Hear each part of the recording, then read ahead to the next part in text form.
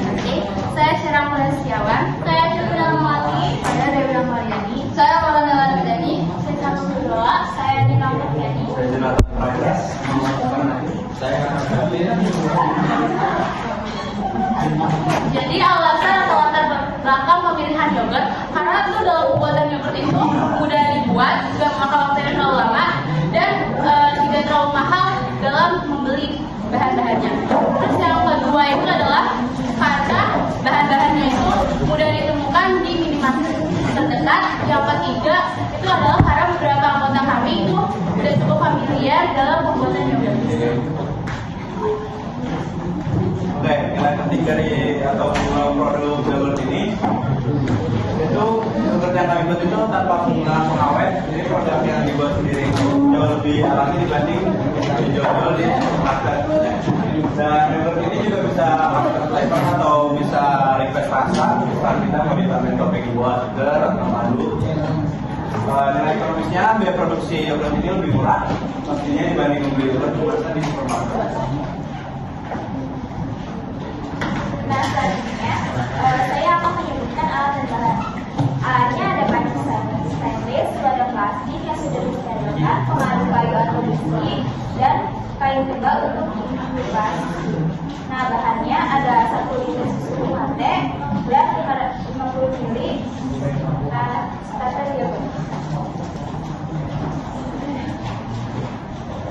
Rencana anggarannya itu ada susu full cream dengan jumlah ukuran 1 liter dan dengan harga 20.000 dan starter yogurt itu 1 dan harganya 15.000 dan yang terakhir ada wadah plastik atau kaca yang itu harganya 4.000 dan total estimasinya adalah 39.000.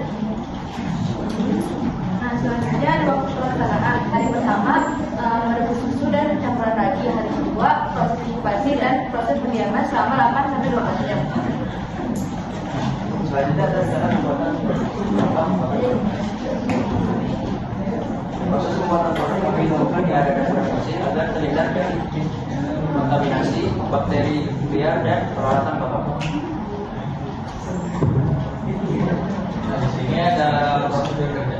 Di sini ada sterilisasi, siram semua ada dengan air hangat, terus yang kedua ada pemanasan susu, panaskan susu hingga 80 derajat Celcius yang sampai mendidih. Dan terus yang ketiga ada pendinginan, yang angkat susu dan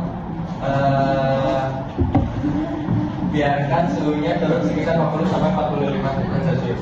Terus di sini ada inokulasi.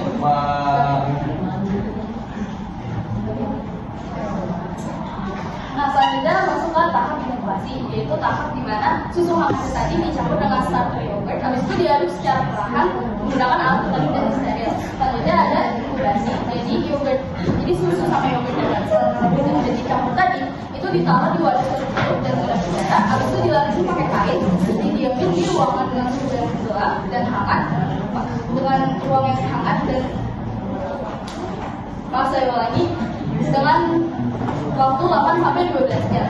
Selanjutnya penyelesaiannya setelah proses inkubasi nanti ditaruh di kulkas atau diamkan juga. Dan selanjutnya ada kendala yang kita hadapi saat membuat yogurt.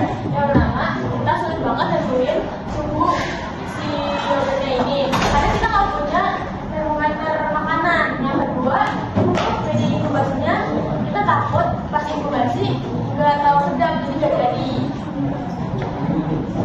Solusinya yang pertama ada selalu memperhatikan buih di pinggir panci sebagai penanda dan menggunakan metode tes kelinci untuk memastikan suhu hangat tubuh 40 derajat Celcius. Yang kedua, membungkus menggunakan wadah plastik atau membungkus wadah dengan kain tebal. Tadi ada perubahan.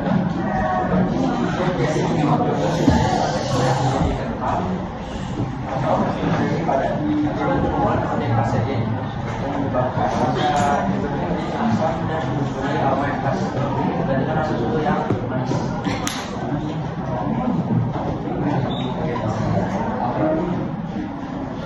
kesimpulannya akan dilanjutkan oleh tugas yang sedang diserahkan. Oke teman-teman, kesimpulannya adalah pembuatan yogurt adalah salah satu contoh dari penerapan bioteknologi konvensional yang memanfaatkan mikroorganisme yaitu bakteri baik. Proses fermentasi ini mengubah susu menjadi yogurt yang awalnya teksturnya cair menjadi padat, lalu memiliki rasa yang khas, lalu memiliki manfaat untuk pencernaan kita. Dapat disimpulkan dari proyek ini bahwa bioteknologi itu sangat berguna dalam kehidupan kita sehari-hari yang bisa mengubah bahan sederhana menjadi bahan yang lebih bermanfaat untuk kita semua. Seperti itu teman-teman.